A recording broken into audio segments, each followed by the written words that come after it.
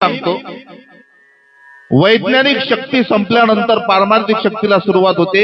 जानराव देशमुखांनी सगळे दवाखाने करून पाहिले, वैद्य धुंडाळून पाहिले, इलाज झाला नाही, पण गजानन महाराजांच्या चरणात तीर्थप्राशन केलं तर प्रकृती बरी झाली, नव्हे नव्हे तर महाराजांच्या दर्शनाला आला।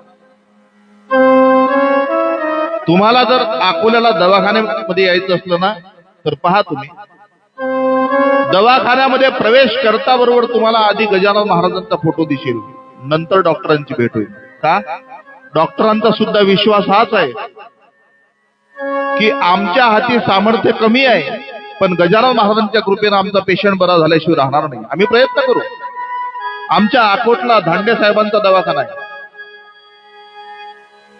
त्या दवाखान्यात प्रवेश करण्याच्या आधी अतिशय अप्रतिम सुंदर अशी गजानन महाराजांची मूर्ती दवाखान्यामध्ये ठेवलेली आहे। का? डॉक्टरांचा सुद्धा विश्वास हा आहे, आम्ही फक्त